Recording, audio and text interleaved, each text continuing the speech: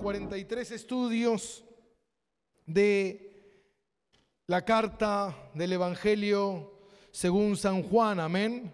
Y los invito al capítulo número 8 del Evangelio según San Juan, versículo 31, y recordemos que Jesús está enseñando, amén, en el templo, y mientras tiene esta charla con estos fariseos y con estos escribas que venían a refutar, a contradecir todo lo que él estaba enseñando a ese grupo de personas.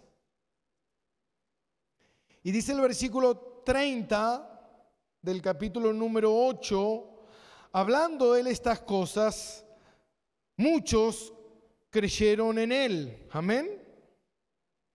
Versículo 31. Y dijo entonces Jesús a los judíos que habían creído en él, esto versículo 30, si vosotros permaneciereis en mi palabra, seréis verdaderamente mis discípulos y conoceréis la verdad y la verdad os hará libre. Esto se ha usado tanto, se ha trillado tanto, ¿no? Estos pasajes mal usados. Versículo 33, y le respondieron, linaje de Abraham somos y jamás hemos sido esclavos de nadie. ¿Cómo tú dices, seréis libre? Y Jesús le respondió, de cierto os digo, todo aquel que hace pecado, esclavo es del pecado. Y el esclavo no queda en la casa para siempre, el Hijo sí queda para siempre. Así que si el Hijo os libertare, seréis verdaderamente libres. Sé que sois descendientes de Abraham, pero procuráis ¿qué? Matarme, porque mis palabras no hayan cabida en vosotros. Yo hablo lo que he visto acerca del Padre, vosotros hacéis lo que habéis oído acerca del Padre. Ahora, el versículo 30 dice, hablando estas cosas, muchos creyeron en él. Y el versículo 37 dice, procuráis matarme. ¿Se entiende? Cuando no se enseña expositivamente, uno puede estar leyendo y puede ver que muchas personas creyeron en él, pero espere por un momento. Por eso es necesario que profundicemos. En una oportunidad, Pilato le dijo a Jesús en Juan 18:37, ¿eres tú rey? Y Jesús le respondió, para esto he nacido, para dar testimonio de la verdad. Todo aquel que es de la verdad, escuche, todo aquel que es de la verdad, oye mi voz. Jesús no dijo, todo aquel que oye mi voz será de la verdad, sino aquel que es de la verdad, aquel que el Padre ha traído. Amén. Nadie viene a mí si el Padre no lo ha traído. Como cuando Jesús estaba hablando con Nicodemo. ¿Y cómo es la salvación? Y tú tienes que nacer de nuevo. ¿Y cómo? ¿Me meto en el vientre de mi madre? No. Esto viene de arriba. Esto ocurre en la voluntad soberana de Dios. Entonces aquel que es de la verdad oye mi voz. Y en el versículo 38 Pilato le dice, ¿qué es la verdad? Ahora, esto es interesante, ¿qué es la verdad? ¿No? Porque tantas personas hablan de la verdad o dicen de la verdad o opinan de la verdad. Ahora la pregunta, ¿qué es la verdad? ¿No? A lo largo de la historia, el hombre ha buscado saber sobre la verdad, sobre la realidad, sobre qué está bien y qué está mal. Esto ha llevado a un interminable pensamiento filosófico y diferentes cosmovisiones sobre la verdad. La gente ha opinado sobre la verdad y ha argumentado todo tipo de cuestiones. Muchos han pensado que si negaban la existencia de la verdad, serán verdaderamente libres. Pero eso ha demostrado que los ha llevado a un gran vacío. Hubo un filósofo conocido llamado Nietzsche, amén, que él dijo: la verdad ni siquiera existe. Es una ilusión, una farsa que sirve para que las especies sobrevivan. Es como un alimento que te mantiene para tener un poco de esperanza y orden, pero en realidad la verdad no existe. Por eso a mí me encanta cuando Jesús dice: ustedes pueden opinar de la verdad, uno puede opinar lo que quiera de la verdad, uno puede decir que la verdad es esto, la verdad aquello, pero la verdad tiene nombre. Y Jesús dijo: yo soy la verdad. Él es la verdad. En cambio, el modernismo dice que la verdad es relativa y subjetiva.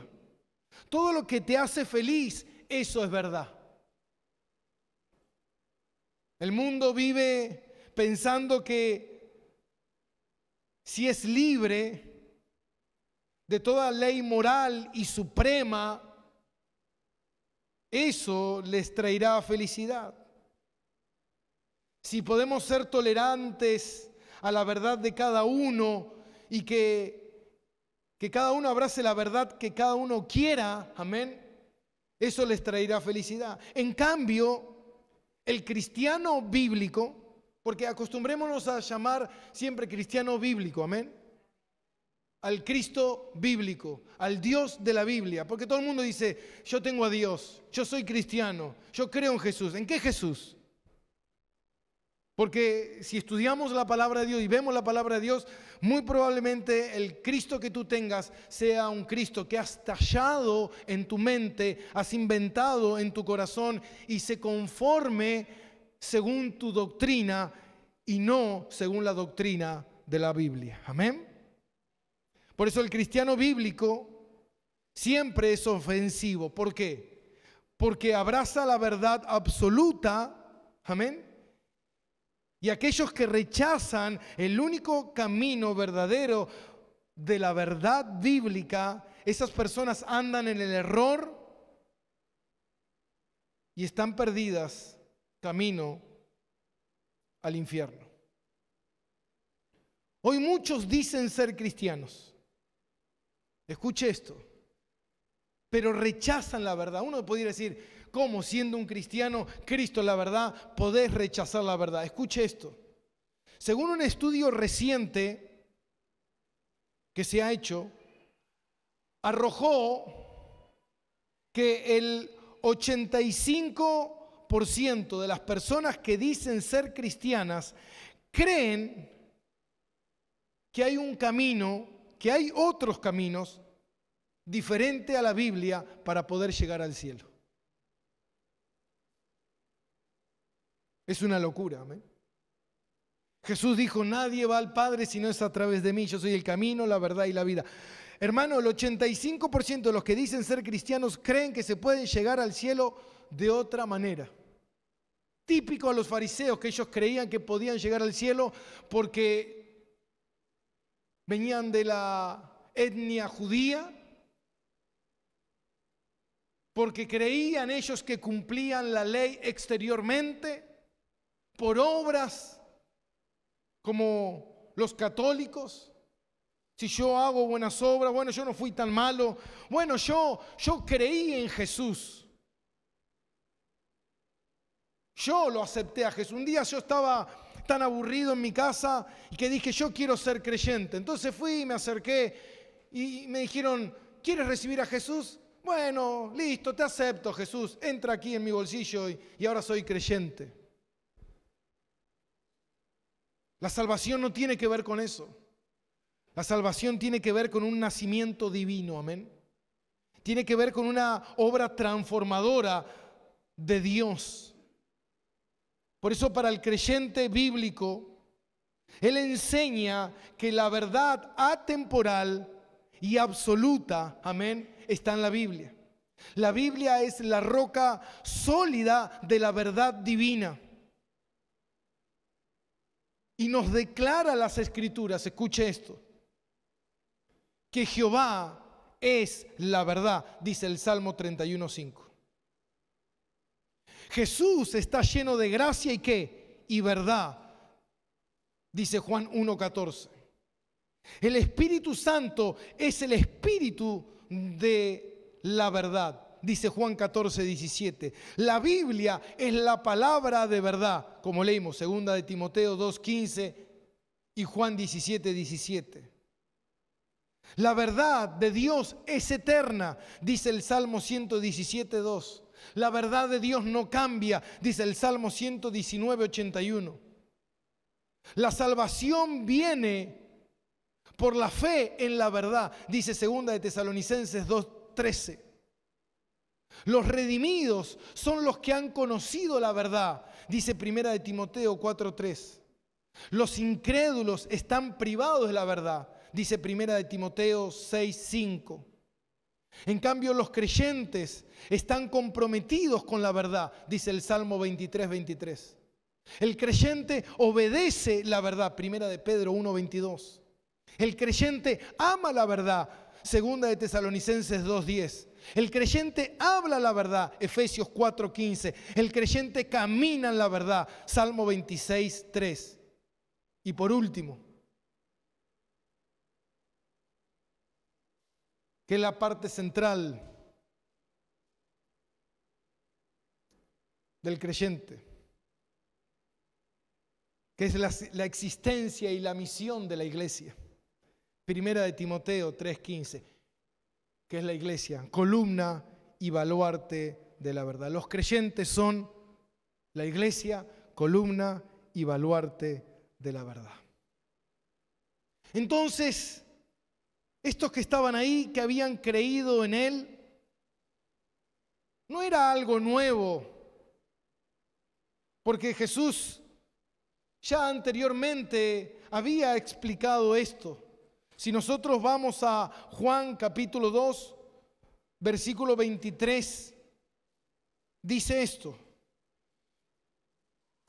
estando en Jerusalén en la fiesta de las Pascuas, muchos creyeron en su nombre, viendo que las señales que hacía.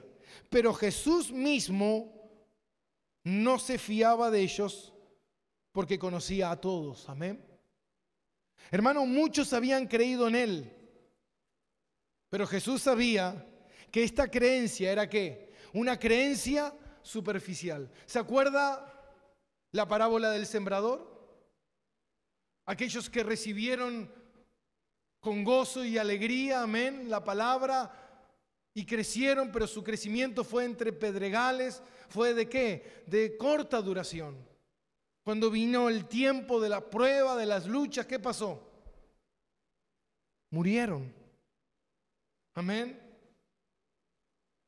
Otros que crecieron entre los espinos fueron ¿qué? Ahogados. Amén.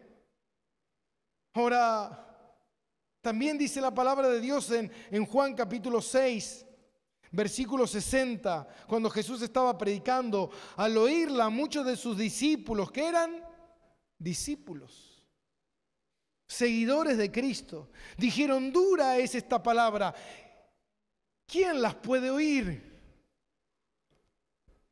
Pastor, usted predica mucho la Biblia, me atosiga con la Biblia, ¿quién la puede oír?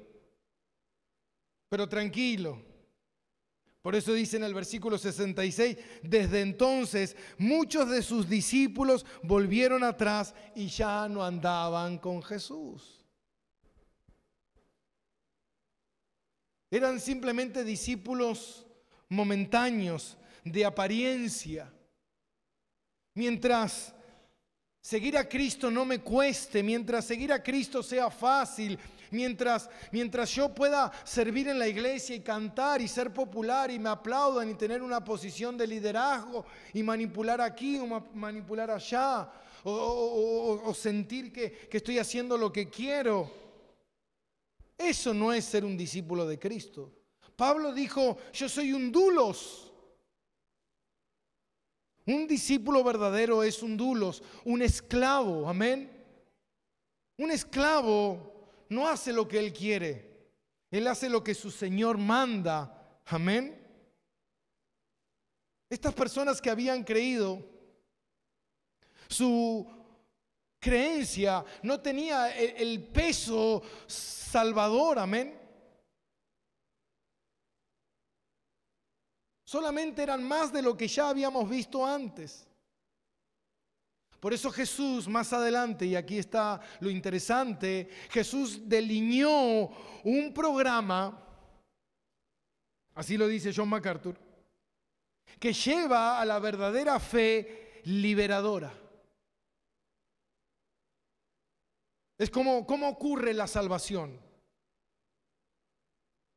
Yo creo, me arrepiento, confieso, amén. Ahora, este programa lleva una verdadera fe liberadora, que es que creer en Él. Bueno, yo creo en Él. Permanecer en su palabra. Conocer la verdad. Ser libre.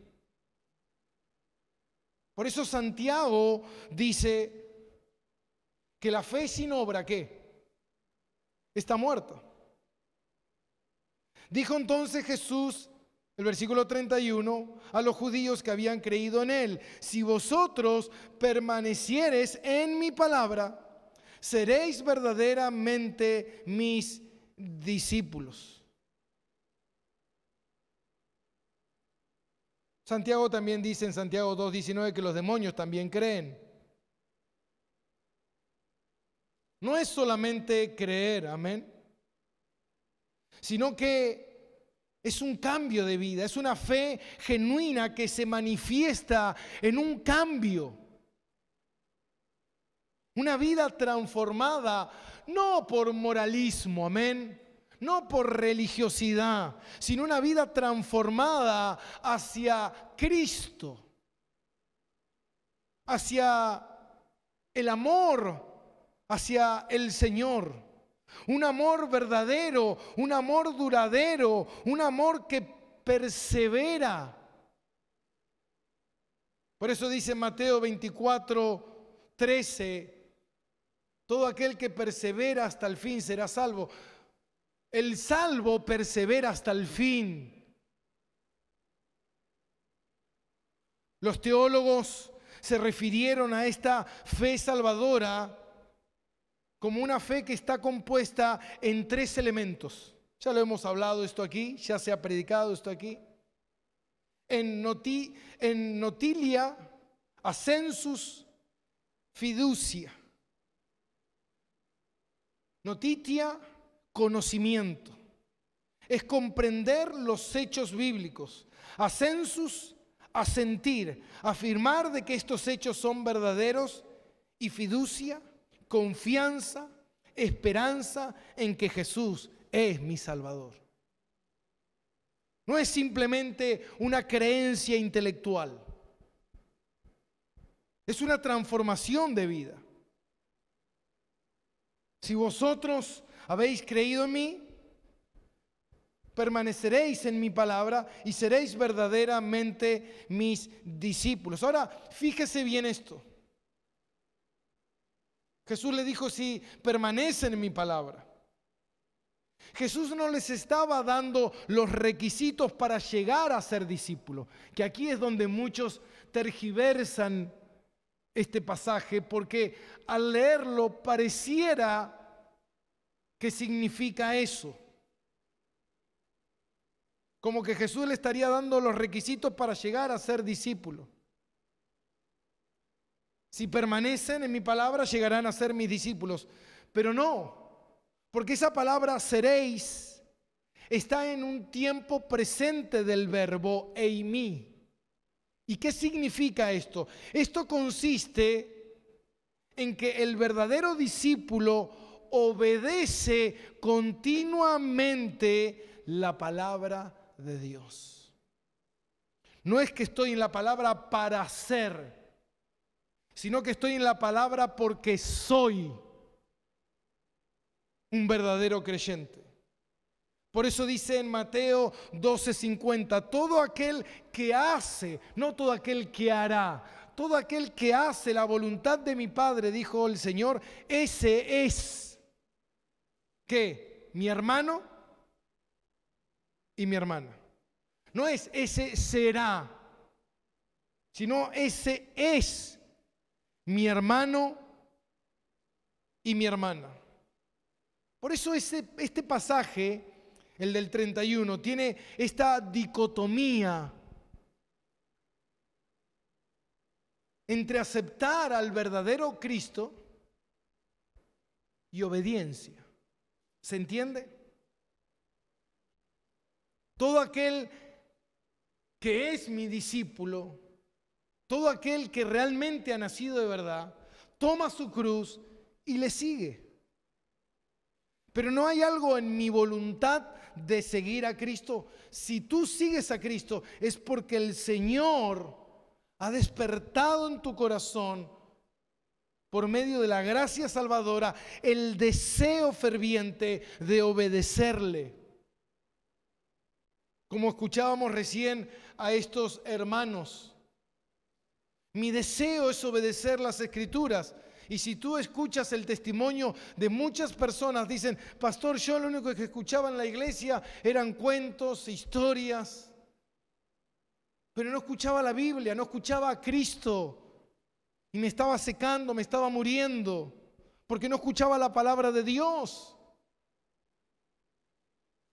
Pero hay muchas personas que pueden convivir y pertenecer a ese lugar por siempre. ¿Pero por qué?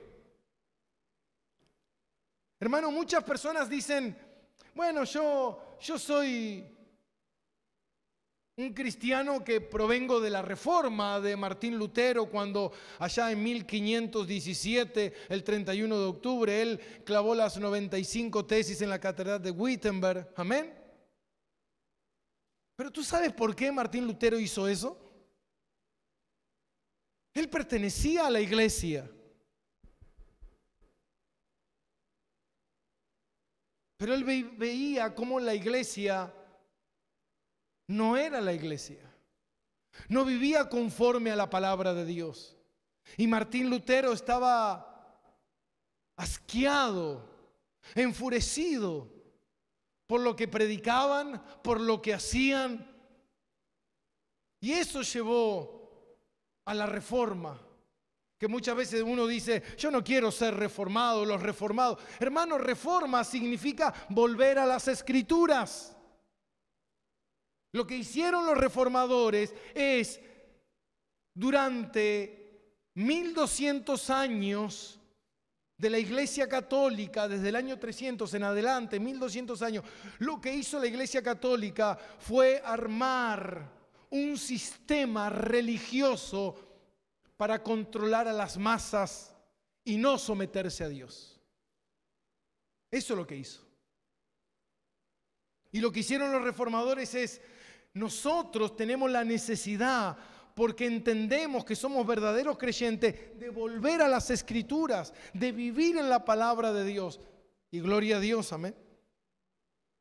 Que Dios ha traído ese despertar. No son los primeros reformadores, porque reformadores hubo siempre a lo largo de la historia, amén.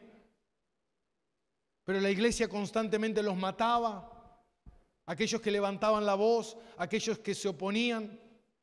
Por eso ve a la iglesia, si no te congregas aquí, ve a la iglesia y dile: quiero que hagamos un análisis de la palabra, quiero que hablemos verdaderamente de lo que significa la palabra de Dios, porque la palabra de Dios es clara, donde la palabra de Dios enseña cuáles son las cartas, las epístolas para la iglesia, cómo la iglesia se tiene que mover, cómo la iglesia tiene que ser, donde el apóstol Pablo dice: no, en la iglesia no puede haber pastoras. ¿Por qué? Porque Pablo era machista o porque era cuestiones del tiempo de esa época. No, mi hermano, porque si tú sigues leyendo, Pablo va al Génesis. Y cuando va al Génesis, cuando Dios entregó las instrucciones de que no comieran del árbol del bien y del mal, se las entregó a Adán, no se las entregó a Eva. Y la responsabilidad de Adán era la responsabilidad que tenía Adán de enseñarle a Eva. Y cuando la serpiente vino, Eva sabía las instrucciones porque Adán se la había enseñado. Por eso dice, si alguna hermana tiene alguna duda, vaya y pregúntele a su marido en casa. Por eso el marido tiene que ser un gran teólogo, para poder instruir a su esposa, para poder ser el sacerdote dentro de su hogar y mostrarle a sus hijos. Esposa, pregúntale a tu marido, ¿qué sabes de la Biblia? No, no sé nada. Bueno, ¿sabe lo que tenemos que hacer? Ir a Roca Eterna, congregarnos ahí, hacer el CCB y empezar a estudiar la palabra de Dios. ¿Por qué? Porque quiero conocer verdaderamente a mi Señor y Salvador Jesucristo, que está revelado en las Escrituras.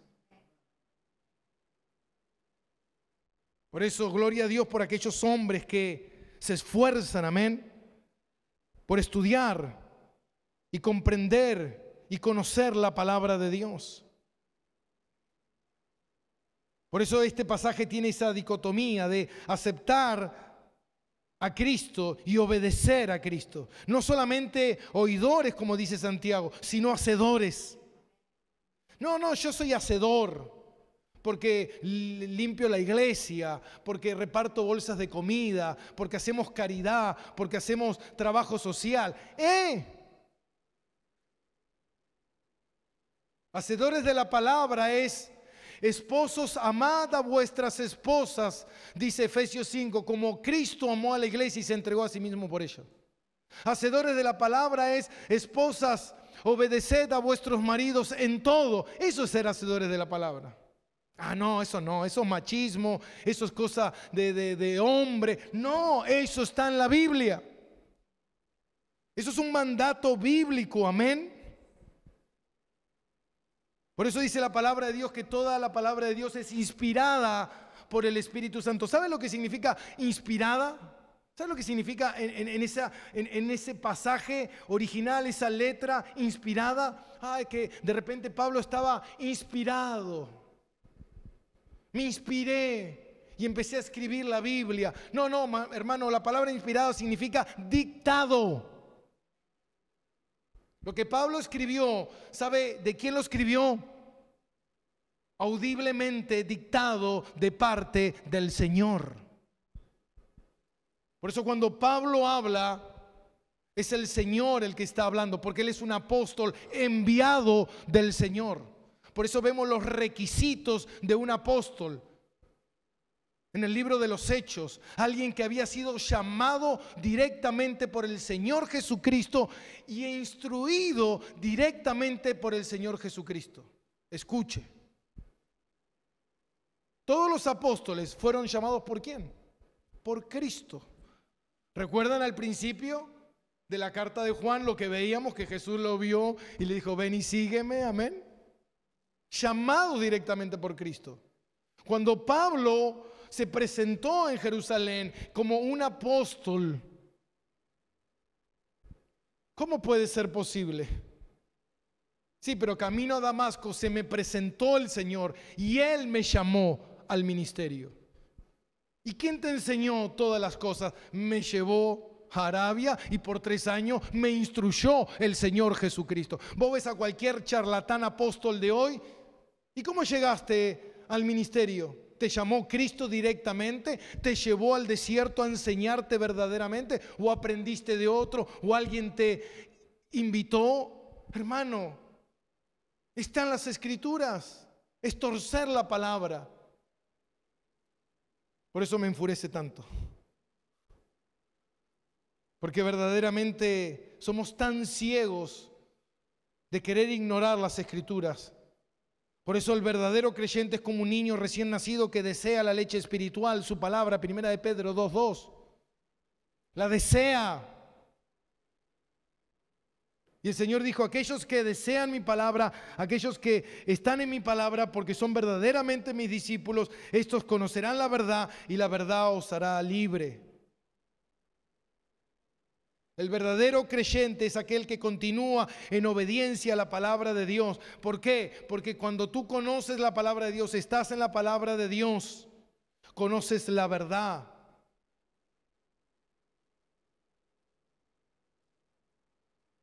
Y la palabra y la verdad no viene solamente de conocer, escuche esto, las revelaciones de la Escritura, sino viene de una instrucción también por medio del Espíritu Santo.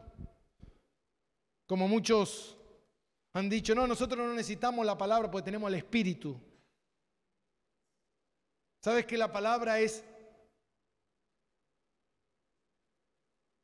la espada del Espíritu? ¿Usted sabía que la única arma ofensiva que nosotros tenemos es la palabra de Dios? Que es la espada del Espíritu.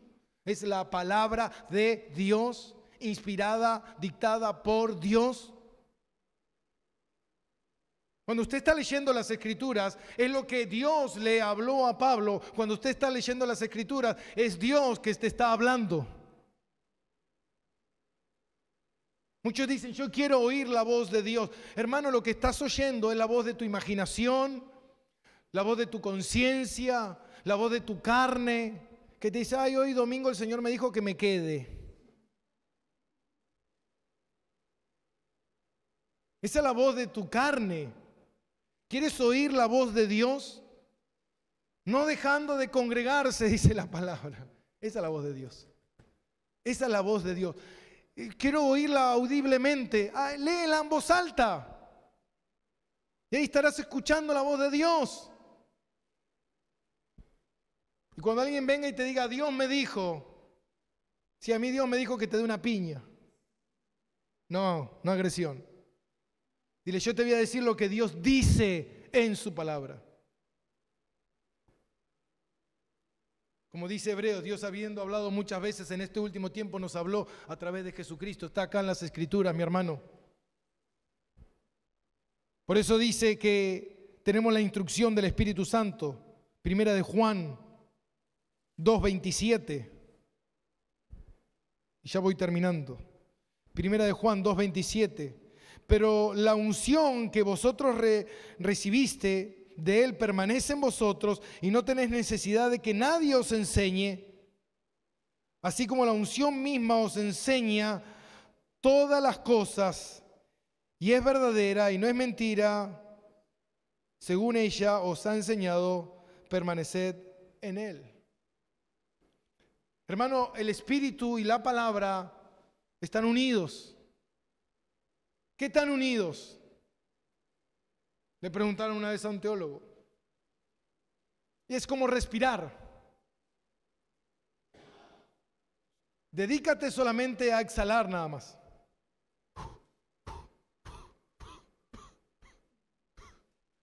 Necesito inhalar. Así es el Espíritu y la palabra. Inhalo, exhalo. Amén. No están separados. Están completamente unidos. Por eso un verdadero creyente es aquel que cree fielmente en todas las Escrituras. No, pero lo que pasa es que la Escritura la escribieron los hombres y hubo esto y hubo manipulación y metieron. Entonces dime en qué crees. Porque los reformadores creyeron de principio a fin en toda la palabra de Dios, de Génesis a Apocalipsis. Por eso el canon está completamente cerrado. Es la palabra de Dios. Bueno, no, pero lo que pasa, no, lo que estás buscando es un pretexto. Eso es lo que pasa. Creer en Jesús y obedecer su palabra y conocer la verdad trae libertad espiritual. Esta libertad espiritual es de la falsedad, de Satanás, de la condenación, del juicio, de la ignorancia y por sobre todo, mi hermano, conocer la verdad te trae libertad del pecado. ¿Por qué del pecado? Yo sé que no hay que matar, sí, pero también es pecado no congregarse y eso te lo enseña la palabra.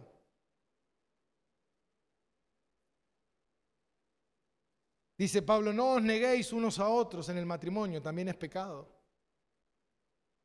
No someterte a tu marido es pecado, también te lo enseña la palabra. No enseñarle a tu esposa verdaderamente la Biblia también es pecado y te lo enseña la palabra. Esa santificación, la santificación completa.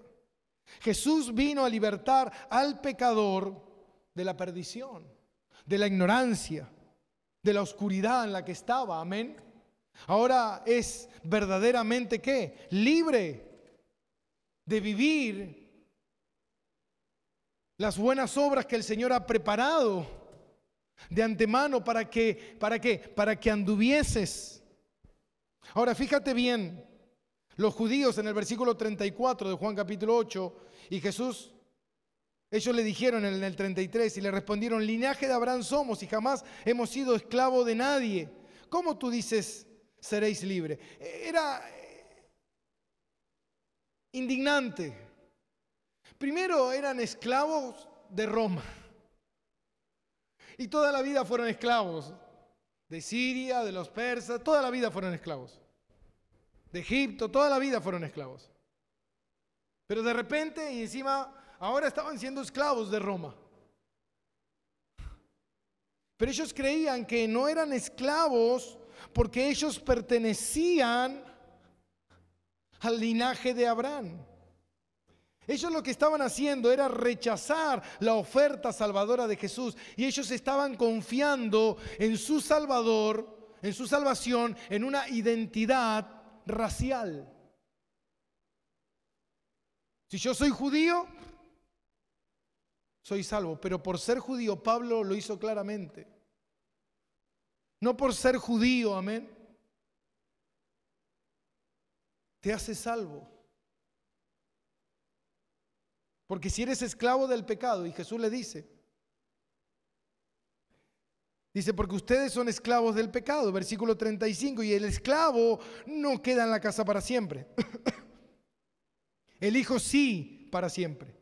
Así que si el Hijo os libertare, seréis verdaderamente libre. Ellos eran esclavos del pecado, eran controlados por el pecado. ¿Qué pecado? El pecado de la incredulidad, que no creían en Cristo. El pecado de la soberbia, de la obstinación, el pecado de sus pasiones, el pecado de la incredulidad, el pecado de una vida vana. Por eso en el versículo 36 Jesús reiteró su promesa y dice en el versículo 36, así que si el Hijo os libertare, seréis verdaderamente libre. Jesús tiene la autoridad y Él es el que gobierna la casa del Padre.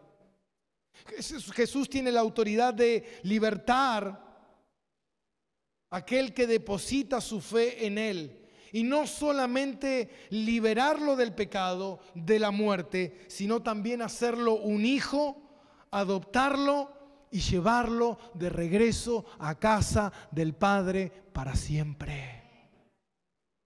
Para siempre. Esa es la autoridad de Cristo. Que todo aquel que pone su fe en Él y cree verdaderamente en Él, será verdaderamente libre. Un verdadero hijo. Un hijo que pertenece a la casa. Un hijo que recibe el anillo. Un hijo que es de la familia, un hijo que es heredero, un hijo que va a permanecer en la casa por los siglos de los siglos, mi hermano. La salvación es lo más importante. Por eso el apóstol dice, analiza si verdaderamente estás en la fe. Si verdaderamente estás viviendo la palabra de Dios, si verdaderamente en tu iglesia se predica fielmente las Escrituras, o si toda la vida estuviste engañado, o tal vez por alguna razón, o algo que nosotros no sabemos, pero en la voluntad oculta de Dios, Dios está permitiendo que tú oigas esto, para que llegues a tu casa y analices en la palabra de Dios. Dice Isaías 43:7, aquellos que el Señor llamó, aquellos que el Señor creó, los creó para su gloria. ¿Estás viviendo para la gloria del Señor? ¿O simplemente el Evangelio fue un amuleto para tu vida? Como estos que creían por ver las señales. Ellos creían porque, bueno, veo las señales, tal vez mañana me toca a mí una señal. Tal vez mañana Cristo hace un milagro en mi vida. Hermano, la vida eterna no tiene que ver con milagros. Si no, preguntáselo a Lázaro cuando vayas al cielo. Dile, ¿y Lázaro cómo tuvo la experiencia de la muerte, volver de la muerte y volver a morir? Porque todo lo que tú puedas recibir, ese milagro, esa sanidad, eso que ocurra en tu vida, es temporal. Por eso dice la palabra, aunque vean milagro, aunque vean muertos resucitar, no creerán, mi hermano. Eso no es el propósito del Evangelio. Cristo sí lo hizo, mostrando su poder y su soberanía, amén. Pero lo que salvaba a una persona era que esa persona había nacido arriba. El Padre había determinado ese nacimiento y esa persona respondía. Porque cuántos creyentes tú puedes ver por todos lados que no, yo le estoy pidiendo que Jesucito me va a ayudar, Jesucito me va a bendecir. Porque si soy creyente me tiene que ir bien. Y si tú pactas, y si tú das esto, y si tú das aquello, hermano, te están robando. Y tú te dejas robar. ¿Sabes por qué? Porque tú quieres recibir de eso que estás dando. Pero ¿sabe lo que es un verdadero creyente? Pregúntale a Pablo. Pregúntale a los apóstoles. Si verdaderamente ser creyente es que te vaya todo bien en la vida, estás equivocado. Porque ¿sabes qué? A los verdaderos creyentes que tenemos en la Biblia, les fue mal. Si no, te recomiendo un libro, Los Mártires. Léelo. Por 300 años muriendo por creer en Jesús. No, pero si Jesús está conmigo, nada malo me pasará, dice la palabra. Nada malo de que perderás tu salvación, eso es malo. Porque tu salvación está segura con Cristo Jesús. Leamos la Biblia, mi hermano. Leamos la palabra de Dios. Y veremos que verdaderamente seremos libres en Cristo Jesús. Amén.